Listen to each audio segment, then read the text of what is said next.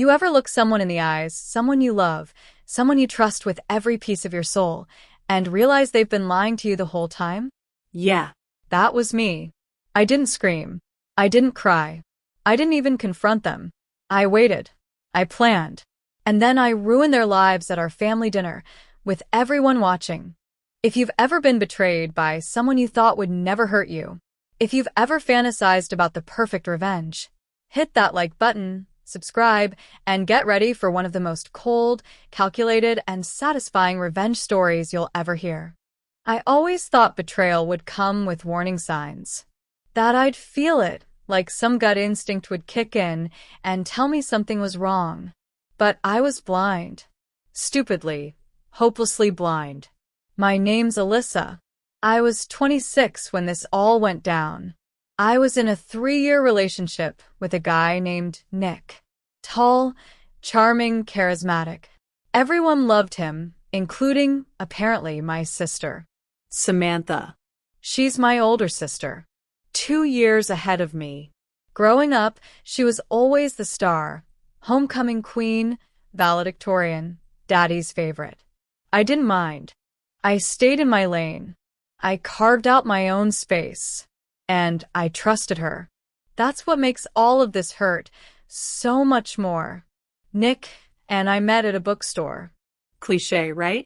He was browsing in the fiction section. I was in self-help.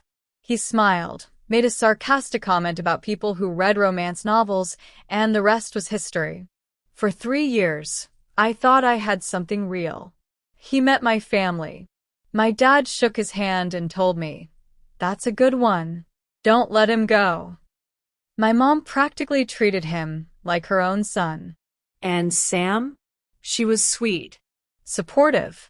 Too supportive, I'd later realize. It started small. Weird moments I brushed off.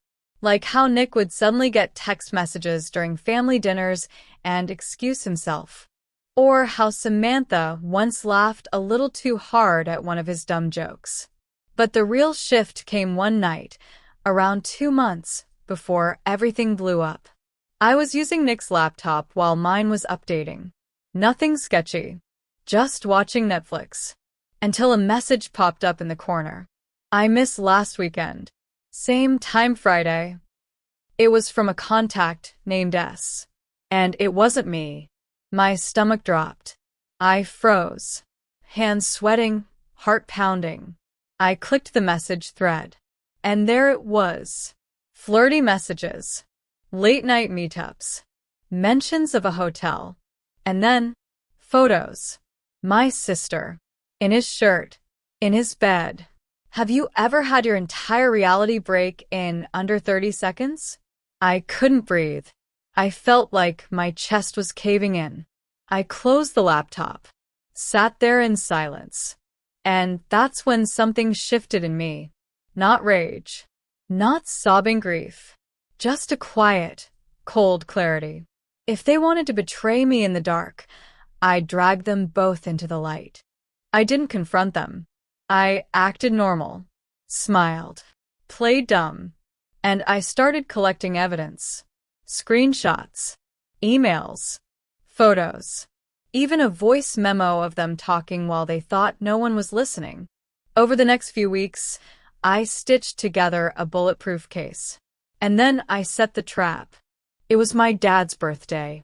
We always did a big dinner. Formal, full of speeches, toasts, stories. Perfect setting for a little truth. I asked Mom if I could help plan the dinner. Got everything catered. Elegant setup. Candles. Family photos. Cozy, intimate vibes. Everyone showed up, dressed to the nines. Nick arrived in a navy blazer. Samantha in a red dress. I smiled as I hugged them both. "Oh, I'm so glad you're here," I said. And I meant it. Dinner was perfect at first. Then came the speeches. Dad went first. Then Mom. Then Sam gave a toast. Finally, it was my turn. I stood up, glass in hand. Calm, cool, Collected. I just want to say how grateful I am for this family. especially tonight, because family should be built on love and trust. Nick smiled at me from across the table. Sam raised her wine glass. And that's when I clicked the remote in my pocket. Behind me, the TV flickered on. A slideshow. Photos of me and Nick, happy. Then, texts between Nick and S. Then a picture of Samantha in Nick's bed. Silence. Utter silence. My mother gasped. My father's face turned pale. Nick's jaw dropped. Samantha stood up. What the hell is this? I turned to her. Come. Is there anything you'd like to say to your baby sister? Nick stuttered. Alyssa, this isn't what it looks like. Oh, it's exactly what it looks like, I said. I just thought everyone should see the truth. My mom began crying. My dad, the look of betrayal on his face? I'll never forget it.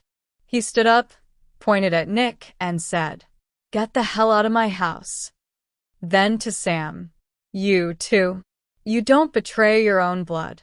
Not under my roof. They both tried to speak. But there was nothing left to say. They left. Together. No one followed. In the days that followed, my phone blew up. Nick begged me to talk. Samantha tried to play the victim. I blocked them both. And my parents? They apologized to me. They rallied around me like I never expected. We grew closer. Stronger. I won't lie, part of me still hurts. Betrayal by someone you love and someone you were born to love. That doesn't just disappear. But I got something far more valuable than an apology. I got justice. I got closure. And I got to see their faces when the truth hit them like a freight train. Some people think revenge is petty. But sometimes it's just the truth served cold. Because when you betray someone who loved you unconditionally, you don't get to walk away clean. If this story gave you chills, smash that like button and tell me in the comments. What's the most satisfying revenge you've ever seen? And don't forget to subscribe for more stories just like this one, where betrayal meets justice and karma always gets served.